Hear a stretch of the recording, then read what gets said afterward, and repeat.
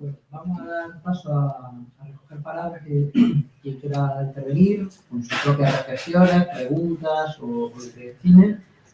Y por mientras me vais haciendo gestos, que por ahora no hay nadie, voy a aprovechar a comentar, antes que se empiece a ir gente, para que tengáis claro que a lo largo de este ciclo vamos a abordar varias de las cuestiones que ha planteado Chema, y es que, por ejemplo, de las últimas cuestiones, 3 o 4, no les llegamos a analizarlas bien, por ejemplo, María José Frápoli, catedrática de Lógica y Filosofía de la Ciencia, nos va a estar hablando de la verdad, justamente en el segundo semestre. También has dicho en algún momento, no era como pregunta, pero también has dicho que la conciencia es una propiedad de nuestro encéfalo. Bueno, en diciembre el compañero Ismael nos va a estar hablando desde la biología de estas cuestiones, y también vamos a tener en el segundo semestre, la última, va a ser sobre psicología, y vamos a ver estas cuestiones. Perdón, un inciso a hacer respecto. Tengo que advertir que he hecho un esfuerzo de síntesis importante. Entonces, quiero decir, yo he dicho, la conciencia es una propiedad del encéfalo. Ahí me he quedado, no me he despeinado, me he quedado tan a gusto. Bueno, hay todo un ámbito de investigación filosófica que de la filosofía de la mente, que la cuestión de la conciencia, de la relación entre la conciencia y los procesos neuronales, etcétera, joder, en fin, habría para dar no una conferencia, sino un curso entero. En fin, yo he tirado pues por una inclinación que creo que es la más fiable de todas, y que es por un ángulo naturalista. Naturalista, muy apegado a lo que la ciencia nos aporta, ¿no? Perdón. No, si queda eso, y bueno, y comentar que, por ejemplo, la siguiente charla, que la estará dando un servidor, vamos a presentar la propuesta de ley de libertad de conciencia y hablar un poco en general, primero, de cómo legislar la libertad de conciencia, ¿no? Y algunos de los aspectos que en la propuesta de Europa Laica aparece en el tema de la objeción de conciencia. Y no voy a hacer spoilers, así que no entraré ahora en detalle al respecto. Bueno, sobre todo eso me satisface. Quiere decir que mi labor de introducción a... No, aparte la hago con todos. O sea, a la hora de ser una introducción de todo lo que habéis escuchado, vamos a tener desarrollo a lo largo del curso. Y ahora, con más interés, podemos empezar a hablar. Yo quería decirte que me ha gustado mucho la conferencia. Gracias. Pero lo que al final me ha quedado es muchas preguntas. Entonces he triunfado. Ya no sé si soy libre o no soy libre. O sea, me ha creado un montón de preguntas. Perdón, sí, así. No, eso es. No, bueno, yo ya lo había dicho al principio, ¿no? Es decir, yo pretendía justamente plantear preguntas. Yo entiendo que las preguntas son más valiosas que las respuestas. Vivimos en una cultura demasiado resultadista, ¿no? Es decir, buscar resultados, ¿no? La respuesta, la solución, el algoritmo para el protocolo, para lo que sea, y ya está, nos quitamos el problema de encima. Pero a mí me resulta más interesante y más fértil intelectualmente justamente la pregunta. En cuanto a la cuestión de soy libre o no soy libre, a gusto colores. Quiero decir que incluso dentro de lo que es el ámbito científico, no filosófico, porque el filosófico es lo normal. Lo normal que los filósofos estemos pegándonos metafóricamente entre nosotros, ¿no? Con ideas contrapuestas, discutiendo, ¿no? Y cuestionando todo y tal, ¿no? Pero en el ámbito científico también, por mencionar un par de ejemplos. Francisco Mora, que es un neurólogo, pues tiene un libro titulado El fantasma de la libertad, ya lo dice todo. El fantasma de la libertad, o sea, él se pringa totalmente, determinista. Uno de los hechos que prueba, o las pruebas que utiliza, justamente una prueba que critica Daniel Dennett en su libro, que es la del psicólogo Benjamin Libet. No se la conocen. Benjamin Libet. Exactamente. Benjamin Libet lo que dice, el experimento que hizo fue justamente medir el potencial de acción de las neuronas a sujetos que tenían, primero, que tomar una decisión. La decisión era la de mover una mano y luego mover la mano. Y fijarse en un reloj que estaba con su manecilla recorriendo una esfera, ¿no? Y decir en qué momento tomaron la decisión y en qué momento mueven la mano. Pero al mismo tiempo él estaba tomando el momento en el que se producía el potencial de acción. Entonces esa acción es el impulso, ¿no? Y comprobó que unos milisegundos antes de que el tío diga, he tomado una decisión, en el momento T sub 1, pues en el momento T sub 0, tu cerebro ya sabía que ibas a mover la mano, tío. Con lo cual, no. Pero, insisto, este experimento de Benjamin Libet lo critica Daniel Dennett en la evolución de la libertad. A él no le sirve como argumento para negar la libertad. Porque además, para Daniel Dennett, la libertad no implica una causación, digamos, que no sea determinada. No hay una causación determinada. Hay causas y una determinación de una acción a partir de una causa. Solo que la causa la pongo yo. Y la pongo yo a partir de una conciencia que se ha construido sobre un conocimiento, que me da opciones. Y entonces, en función de eso, yo ya decido y creo un ámbito nuevo, que es el de la libertad. Y no se olvide, la responsabilidad también, ¿no? Y luego, Robert Sapolsky, que es un neuropsicólogo, pues tiene un libraco así de gordo, pero buenísimo, porque es un trabajo magnífico de síntesis entre lo que es el nivel biológico, el psicológico y el sociocultural, que se titula Compórtate, y el tío también dice que la libertad, ¿no?, es una ilusión.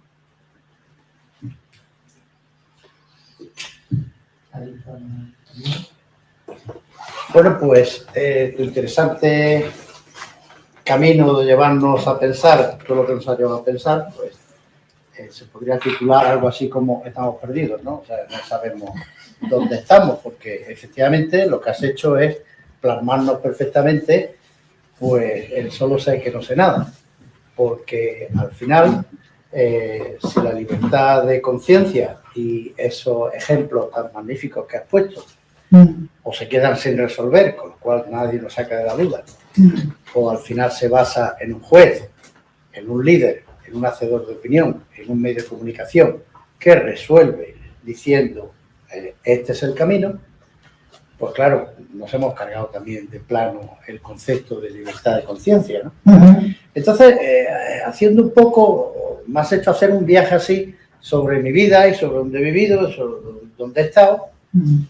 Claro, y de pronto se me ocurrió pensar, pues, que a lo mejor en una playa turca, cuando yo veía a una señora o señorita totalmente tapada, que solamente se le veían los ojos, y otra señorita con un bikini espectacular, y me enteraba que eran hermanas, o yo vivía en Beirut, en un barrio donde había sinagoga, había templo chií, había mezquita suní, había templo ortodoxo, católico y protestante, pues al final he llegado un poco a la conclusión de que donde hay variedad, hay más libertad. O sea, en una plaza donde todos corren hacia el norte, y me da igual lo que sea el norte, hay más carencia de libertad que en una plaza donde 7 corren al norte, 4 al sur, 1 al este y 2 al oeste. Porque por lo menos pueden elegir. O volvemos a la famosa frase de en un sitio donde todos piensan igual, es que nadie piensa. En fin, simplemente expreso las mismas dudas que tú expresas. Sí, compartidas. Quiero decir que yo no tengo nada que objetar a lo que usted acaba de exponer. Efectivamente, cuantas más opciones, más probabilidades de libertad, por supuesto. Y cuanto más conocimiento, a mi modo de ver, más probabilidades de libertad, más desarrollo de la conciencia. Un filósofo inglés, Russell, que a mí me gusta mucho, pues dice que la filosofía permite expandir el yo, ¿no? Y ¿cómo expande el yo? Pues yendo más allá de los intereses, deseos, prejuicios particulares de cada uno. Claro, la filosofía no le interesa, dice él en ese texto, no le interesa al hombre práctico. ¿Por qué no le interesa al hombre práctico? Pues porque al hombre práctico lo que le interesa es resolver sus problemas, ¿no? Y esos problemas pues están muy bien definidos y planteados de una manera incluso habitual, inmediata. Por eso también me he olvidado, gracias porque esto me ha permitido recordarlo. Por eso también la cuestión económica es decisiva. La cuestión económica es decisiva. No sé si iba a haber algo sobre la renta básica universal, ¿no? ¿Realmente puede ser libre una persona que tiene que hacer encajes de bolillo para llegar a fin de mes? ¿Puede tener realmente ocasión, oportunidad, tiempo para cultivar su libertad de conciencia? Que soy un privilegiado, porque yo tengo un trabajo en el que pienso y que me deja cierto tiempo y, hombre, económicamente todavía, a expensas de lo que diga la inflación, pues bueno, puedo vivir salvadamente. Pero una persona que hay muchísima gente, la mayoría, que tienen que estar preocupándose por, en fin, si el mes que viene va a continuar con el trabajo que tiene y va a poder seguir recibiendo una nómina y realmente puede adoptar una actitud crítica frente al modelo económico, por ejemplo, frente a la cuestión de quiénes son los verdaderos culpables de la desigualdad, sobre la cuestión, el debate actual ahora mismo tan en el candelero de la política fiscal, ¿realmente está en condiciones? ¿Puede pararse a buscar la información adecuada? ¿Puede contrastar las ideas de los distintos economistas? ¿Puede ponerse a comprobar si lo que le dicen los políticos es verdad o es mentira o le están manipulando? Lo veo muy difícil.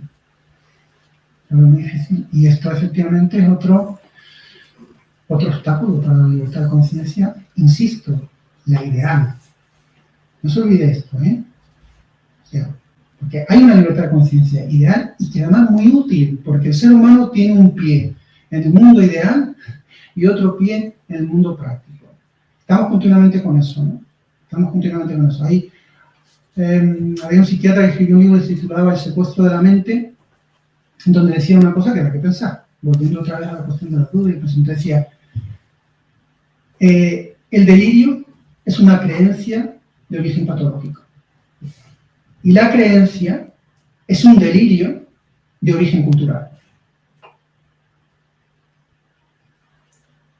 Pues, a lo mejor una manera de definir al ser humano, de darle una vuelta de tuerca a nuestro concepto antropológico sea, seremos animales delirantes, que necesitamos delirar para poder vivir. O lo que viene a ser lo mismo, que necesitamos darle un significado a la realidad, porque la realidad cruda no nos resulta suficiente. ¿No?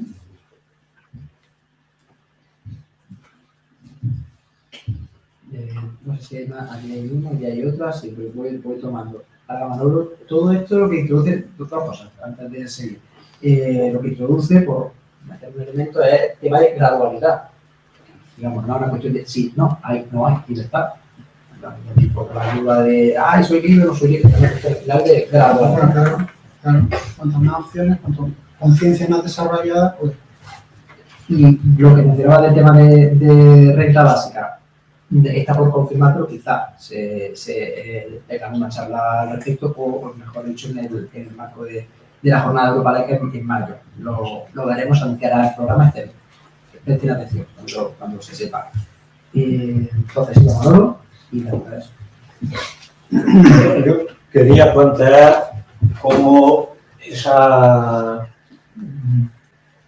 doble vía del determinismo y de la fantasía relacionado con la libertad, pues es algo que efectivamente, como tú has dicho, es algo que está ahí desde hace milenios y que sigue estando, porque incluso desde el punto de vista de los neurólogos y de la neurociencia, pues no terminan de ponerse de acuerdo e incluso sobre un mismo experimento hay interpretaciones que unos neurólogos interpretan en el sentido de decir no está y los otros dicen pues sí está.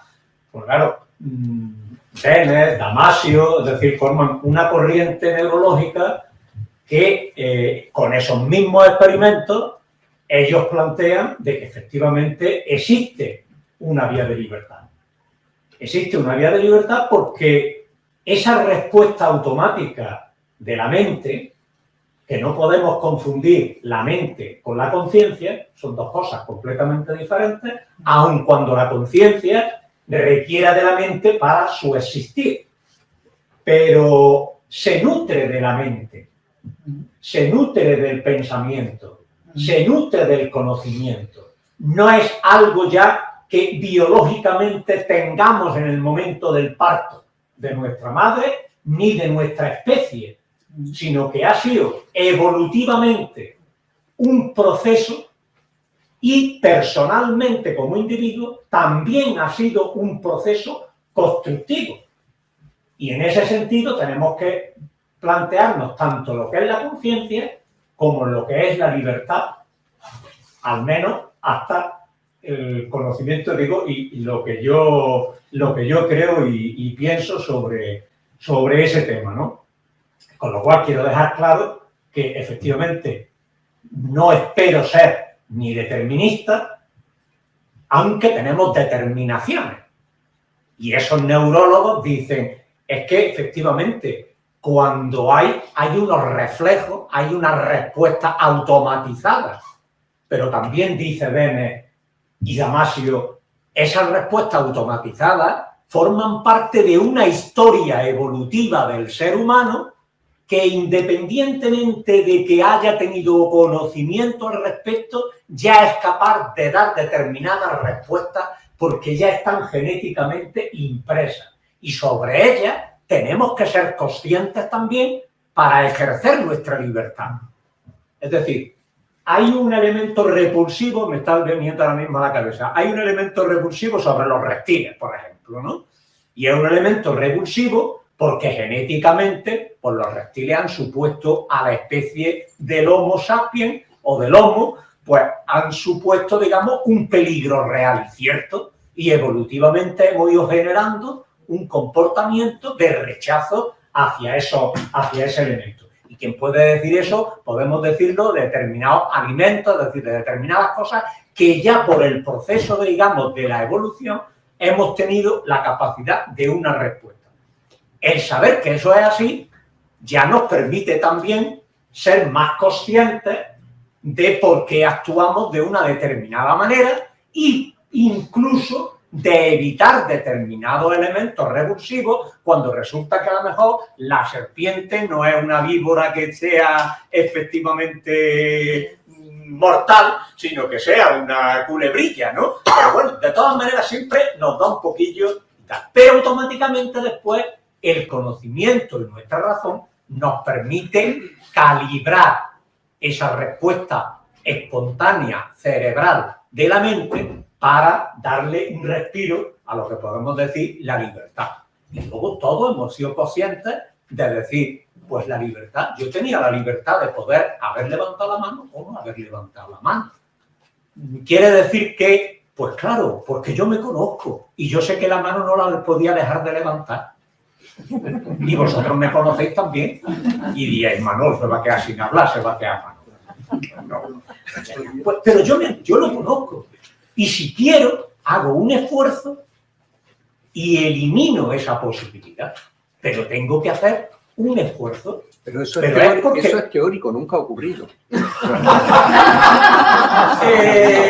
Deja que en alguna ocasión puede que haya ocurrido o puede que no.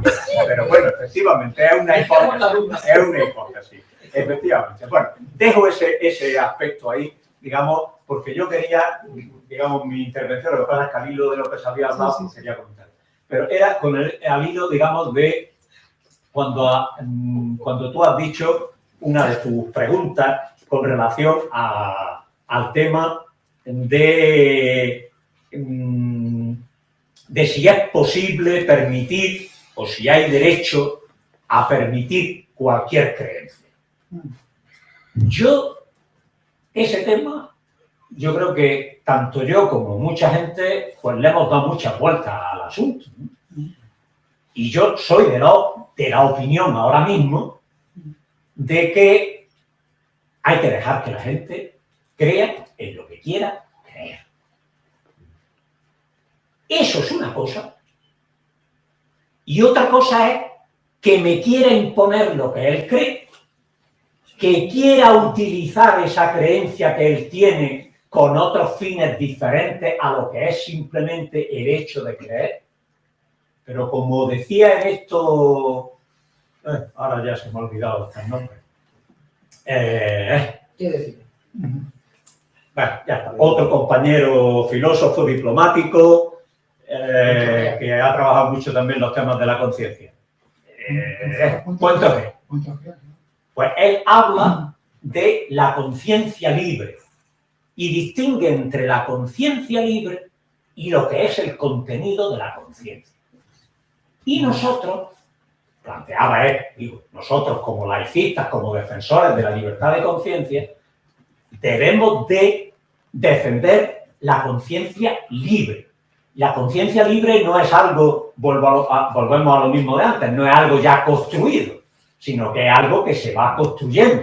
De ahí las dificultades que tú has apuntado ahora últimamente, de que hay determinadas personas que ese esfuerzo por construir su conciencia libre, pues les resulta muy difícil. Nos resulta incluso, hasta los que tenemos más desahogo, pues imagina al que no tiene desahogo y al que está todo el día, digamos, en tarea, ¿no? Es decir, que eso es un hecho cierto. Ahora, el contenido de la conciencia, ¿quién es el que va a decidir qué contenido de la conciencia es correcto o incorrecto? Pues yo entiendo que éticamente, a pesar de los pesares, hay que dejar que esa conciencia esté. Y que esa conciencia no sea cancelada. Porque si no, apunto otro de los elementos que tú has dicho, ese, no sé si la llamas, esa burbuja, ¿no? Donde escuchamos nada más que nuestro eco. Y no nos gusta nada más que oír lo nuestro. Y lo que no es lo nuestro, como no nos gusta, pues lo echamos fuera. Y eso es un peligro que también corremos desde el propio movimiento laicista. De expulsar todo lo que no sea nuestro y qué bonito nos gusta escuchar todo lo que nos susurre a lo nuestro, ¿no? Pues no, hay que entender lo que a lo mejor no es nuestro y hay que rebatir, porque a quien hay que respetar es a la persona. La persona es la que hay que respetar. Las ideas que tiene, las creencias que tiene, hay que echarlas por tierra total y absolutamente. Lo mismo yo a él que esa persona a mí. Otra cosa ya es vulnerar, digamos, lo que pueda ser el respeto a la persona. Que hay gente que ya sí llega a ese extremo. Es decir, que ni respeta las creencias ni respeta a las personas. Tenemos que llegar al respeto a la persona y criticar, debatir y argumentar lo que tengamos que decir respecto al otro. Sea un negacionista del holocausto, sea un terraplanista o sea quien sea. Y a mí que no me vengan con fobia y con delito de odio. Odio el delito de odio. Lo digo así de claro. ¿Por qué? Entiendo que quién le ha dado potestad a ese grupo para decidir lo que es o no es, lo que yo debo pensar o no debo pensar. Ahora, otra cosa ya es que no sea simplemente una idea, sino que ya sea pasar a una acción. Entonces, mire usted, eso es otra cosa. Si estamos hablando de pensamiento y de conciencia, es una cosa. Y la acción es que aquí, entre Pablito y yo, nos le faltamos aquí al ponente de la conferencia. Para felicitarte porque ha sido una conferencia muy interesante. Y la pregunta ya pues nos darán para reflexionar durante meses. En fin. Bueno, pues yo, para engancharme a lo que decía este señor, hoy es noticia de hoy que la Unión Europea faculta a los gigantes de Internet para censurar información en crisis como la guerra de Ucrania.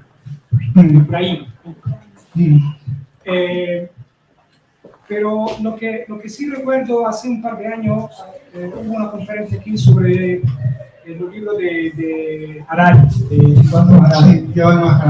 exacto, pues que me parece que es otro de Demócrito, ¿no? Porque en gran medida dice que estamos muy condicionados por la biología, ¿no? Su concepción de la evolución histórica es muy vinculada a lo que somos como seres biológicos. Absolutamente, sí. Entonces, me recuerda mucho este discurso lo que decía Arari, ¿no? Y para finalizar, llegó a mis manos hace unos meses un libro que me sorprendió muchísimo, porque yo no tengo formación humanística, yo cuando leo algunos libros. El libro de Erich Fromm, que es El miedo a la libertad. El miedo a la libertad, sí. Que me parece que encaja mucho, ¿no?, con todo este discurso, ¿no? Porque dice que pues, tenemos pulsiones masoquistas y sádicas, ¿no?, a la vez, los humanos, que nos llevan a tener miedo a la libertad, ¿no?, a tomar nuestras propias decisiones. Y muchas veces nos sometimos a alguien que nos domine por esta razón. No queremos ser responsables al 100% de nuestras acciones.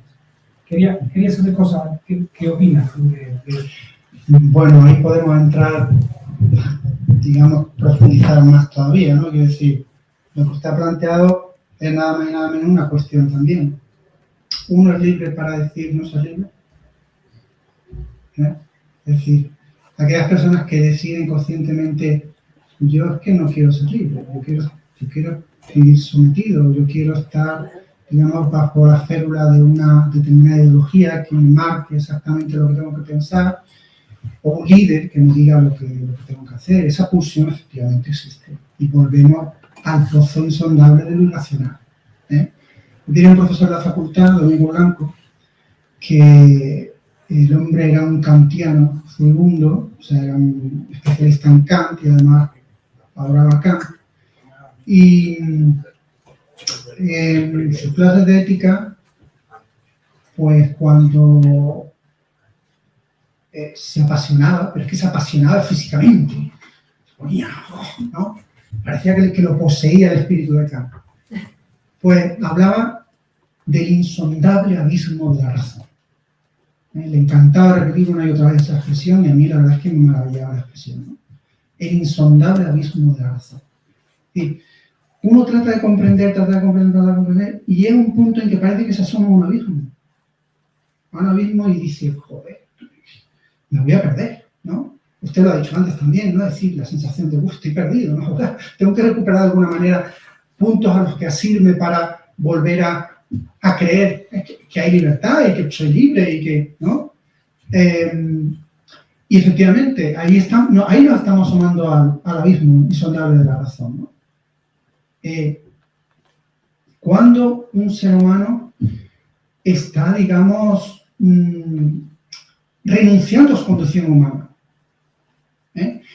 Hay un filósofo francés que se llama André Comte-Sponville, que tiene un libro que se titula Imitación a la filosofía, un libro delicioso, en el que, pues, hace un recorrido sobre los temas tradicionales de la filosofía, ¿no? El ser humano, la verdad, la libertad, bla, bla.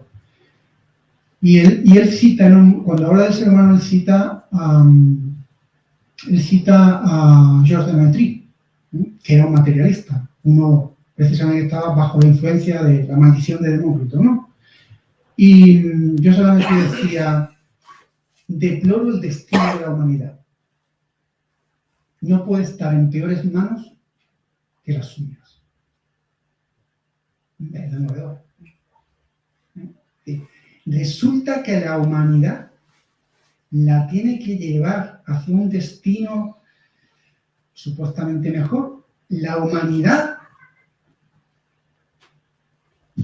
¿no?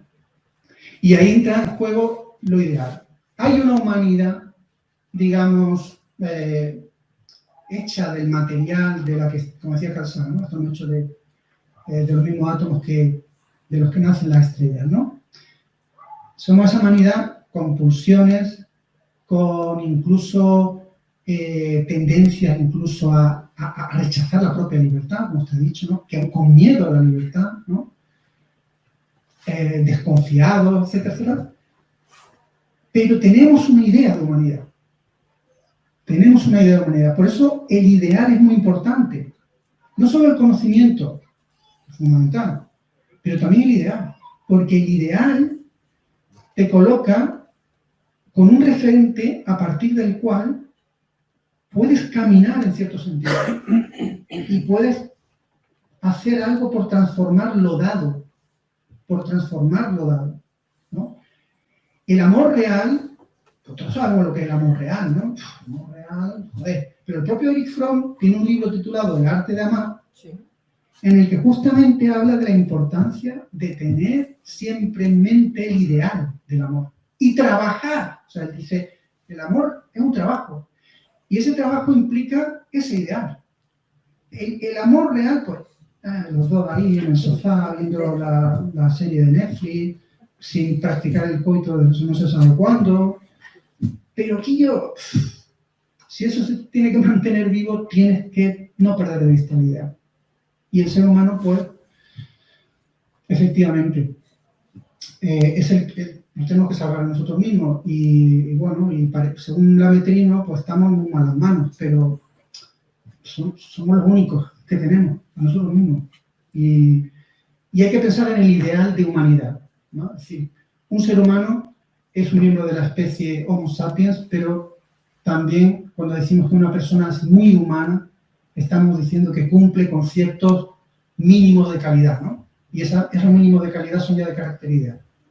Lo mismo cabe decir para lo que he dicho de la libertad, de la conciencia, ¿no? De mínimo de calidad, claro, nos estamos quedando sin tiempo, creo que hace falta para pensar y reflexionar, así que la calidad de las siguientes intervenciones la vamos a tener que reducir un montón y van a ser condiciones precarias en las que os voy a tener que cortar en adelante y a Chema no le voy a dejar responder hasta el final, así que lleva un papelito para que se apunte lo que vayáis diciendo y hay 3 palabras pedidas hasta donde he visto y hasta donde voy a darlas. Bueno, yo era la realización de una pregunta porque la he seguido muy atentamente, que me ha gustado muy bien el planteamiento, como lo ha hecho de la libertad de conciencia y de cuándo ha empezado. Pero, en mi opinión, claro, el tema político de dominio y poder económico es fundamental a la hora de pasar, porque aquí se ha hecho teóricamente desde Demócrito a la etapa actual todo el recorrido de la libertad de conciencia, cómo son las pulsiones humanas y demás. Pero cuando usted decía Demócrito, el maldito Demócrito con tal, Demócrito ya fue rechazado en el siglo V precisamente por Sófocles y Eurípides, que tenían más predicamentos dentro de toda la masa con las tragedias que hacía, o precisamente en los 9 libros de historia de Alicarnaso y Tucídides, por eso, y sobre todo cuando usted dice también como libertad de conciencia en esa película de Ágora de todo, pues le voy a decir, el dominio que queda restante no es la de Ágora, es la del agustinismo político. El agustinismo político que con la ciudad de Dios se permite matar al que no cree como tú. Por tanto, la pregunta radica fundamentalmente, aparte de la educación, todo lo que ha planteado usted, y además de las preguntas que me parecen bastante acertadas, es, por ejemplo, cuando usted dice también de Epicuro, porque Epicuro también se transforma fundamentalmente con los romanos, con Horacio, porque luego en los épodos sí que le hacía la gracia a los que le daban de comer, mientras tanto el personaje. Entonces, teóricamente, y para una élite pensante, me parece muy bien que también son los que mueven el mundo de la idea. Pero ante la realidad pulsante actual, o precisamente cuando me dice usted el Leviatán de Job y de otra teja, pero también como contrapartida en función del dominio además, sale Locke, donde es el padre del liberalismo para machacar el copo, y además, y ya como recientemente, aquí tenemos nuestro rey el 25 de julio dando batacazo en Santiago, pero además la de Unidas Podemos también estaban en esto. Y si no, yo recomiendo leer este libro de Juan Antonio de Tacharela, que cuando escribe muy bien y todo el mundo allí, ¿no? Por tanto, mi pregunta es que aparte de la cuestión teórica que me parece bastante acertada que ha hecho usted, ¿qué realidad podremos nosotros realizar de intervención a nivel ideológico, político y de dominio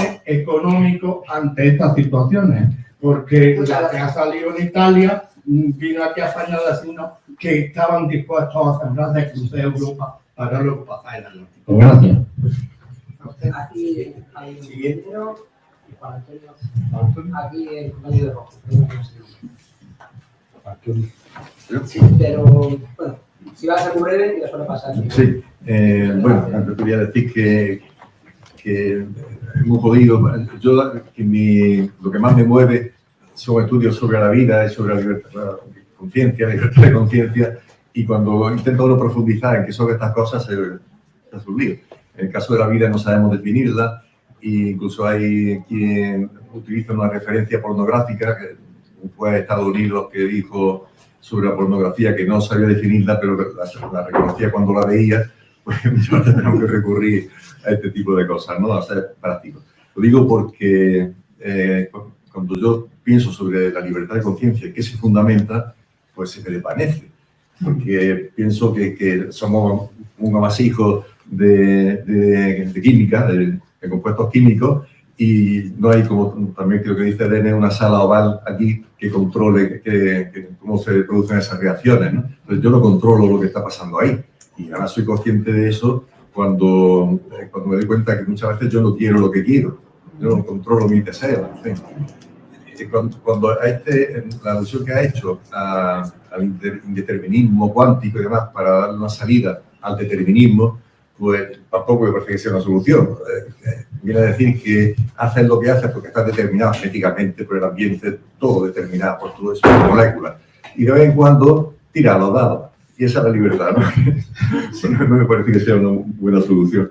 Y nada, quería comentar algo que ya ha dicho Manolo sobre que no me parece que haya que intentar ir contra los deseos, precisamente porque es algo que no controlamos, lo que hay que ir contra que esos deseos den lugar a un acto delictivo, ¿no? Pero por lo demás. Por favor. Bueno, y luego, Sí, no, si te queda una sí, pregunta, quiero decir que también muchas veces siento, incluso en mí mismo, el peligro de el negar el fundamento último de la libertad de conciencia. El peligro que tiene es que niegue también la responsabilidad.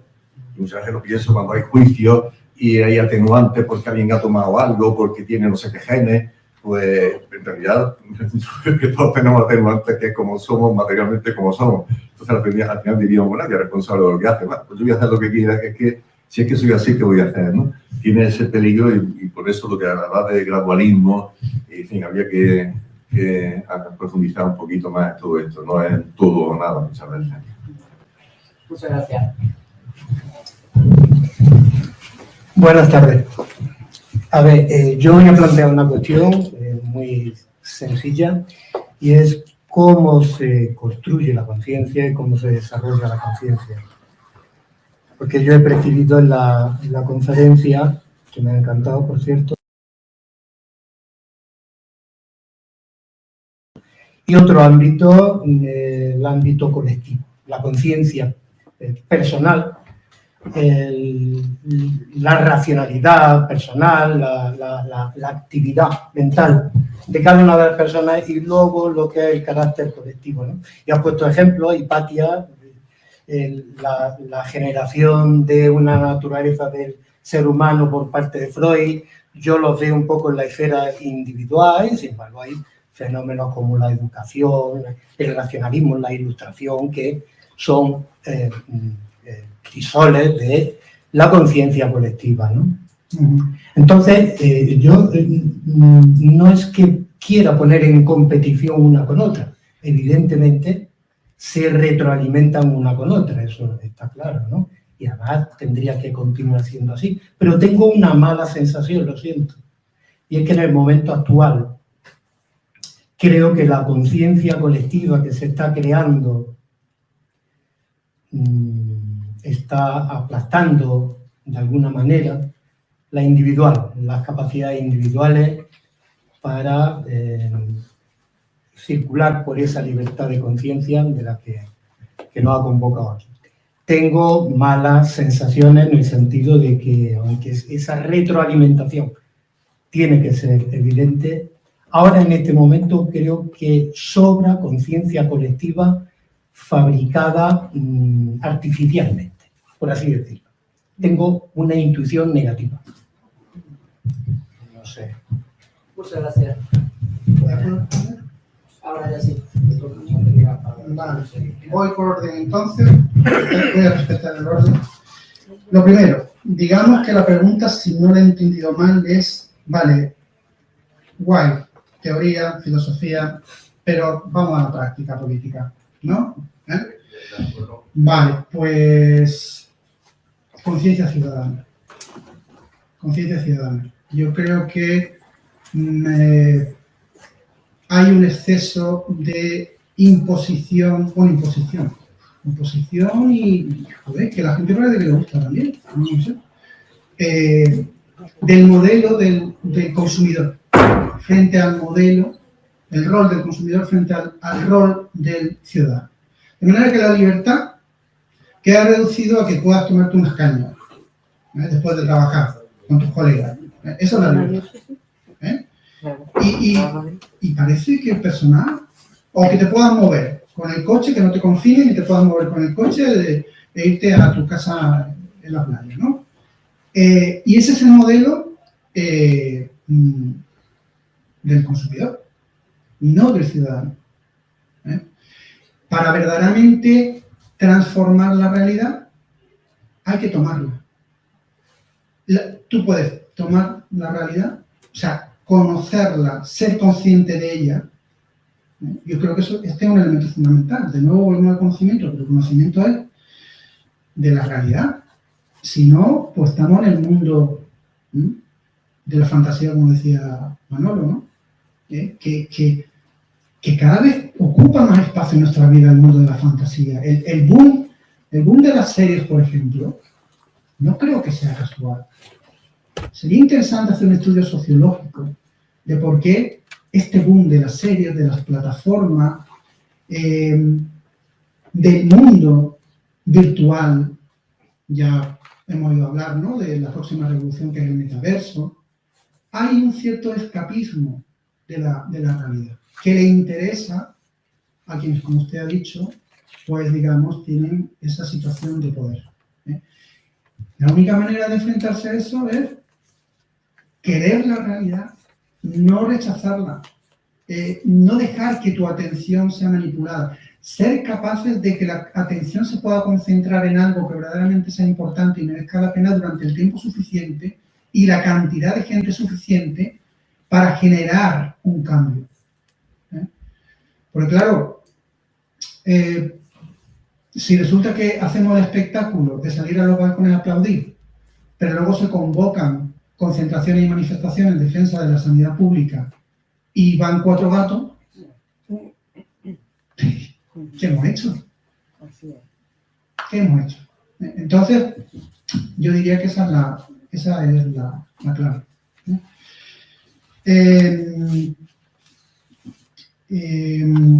Juan Antonio, bueno, pues nada, que eso, que te asomas al abismo insondable de la conciencia y uno pues ve eso, ¿no? Ve eso que no le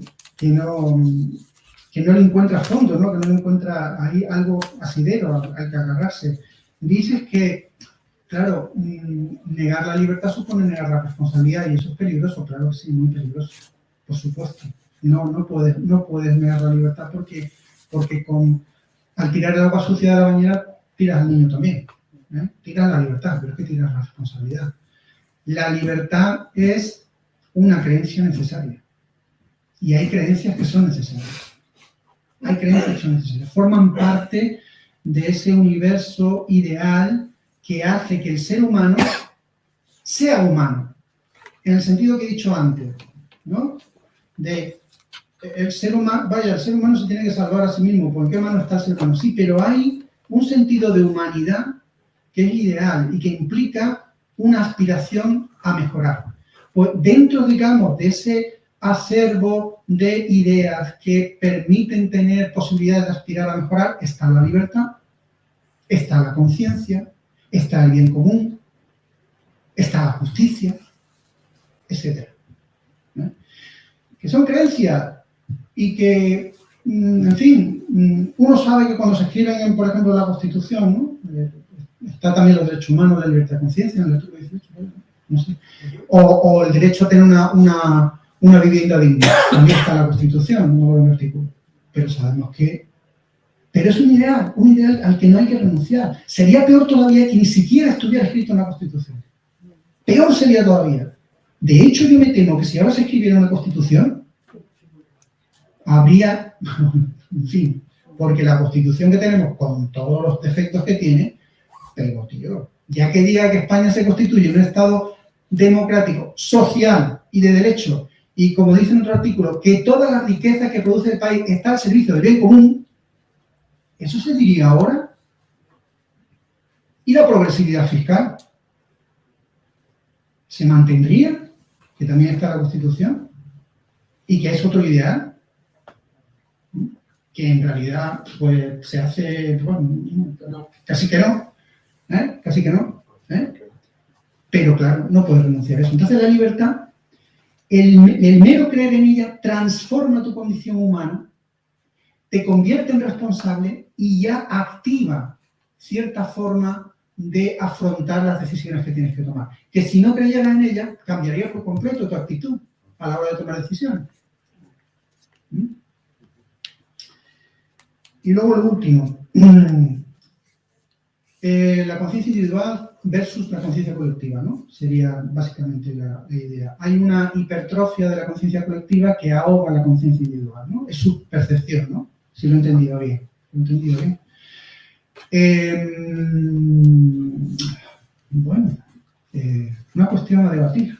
Yo no sé, no lo tengo claro del todo. Yo tenía claro, pero lo que ha dicho usted me hará que me lo piense de nuevo. Tenía claro que actualmente el poder del individualismo se encuentra en una situación de pujanza, ¿no? El individualismo es, yo diría que es una de esas ideas que actualmente flotan en el ambiente y casi que se ha convertido en una especie de creencia en la que mucha gente se ha instalado. Lo cual no quita para que eso sea una idea, digamos, que forme parte de una especie de conciencia colectiva. Si eso es lo que quiere decir, pues estamos de acuerdo.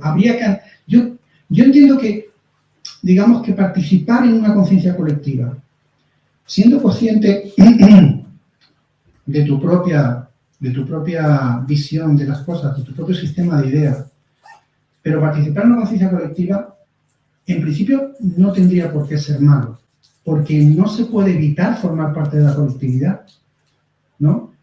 En tanto en cuanto somos seres sociales y nos va incluso la salud psíquica, la salud mental nos va precisamente en participar en esa sociedad, en formar parte de esa sociedad.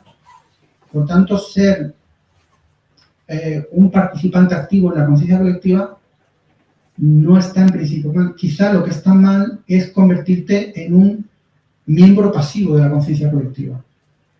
Y, digamos, dejarte en esa actitud de frivolidad intelectual que yo decía antes, ¿no? En esa actitud de frivolidad intelectual, dejarte llevar por las corrientes más poderosas que conforman esa conciencia colectiva. Yo creo que hay que participar en la conciencia colectiva, pero siempre con una actitud crítica y siendo dueño de tu propia conciencia, manteniendo activa tu libertad de pensamiento. Creo que es compatible una cosa y la otra. Pero esto habría que hablarlo bastante, ¿eh? Me lo ha sugerido básicamente el ejemplo que habéis puesto de la incapacidad de muchas personas por la situación laboral, social, mental y sobre todo por no sé, la inundación de los medios de comunicación y de los mensajes más media. Eso es lo que me lo ha sugerido, ¿no? Que entiendo que está minimizando, ¿no? Pero claro, es una cuestión más compleja, sí, perceptiva mía, ¿no? Bueno, gracias. Pues muchas gracias, Chema, muchas gracias a todos por haber venido, por haber participado. Y para cerrar, recordarles, bueno, no importa que invitar, ¿por qué no?, a que se asocien a Europa Laica, quien no lo sea ya, Y también recordarles que este domingo, este domingo 9 a las 12 en Fuenterrabía se va a estar realizando una concentración convocada por la plataforma 8M25N y que apoya Granada Laica y que será con motivo de las protestas, en apoyo a las protestas que están sucediendo en Irán y en el mundo árabe. Muchas gracias, nos vemos en noviembre, a través del mes.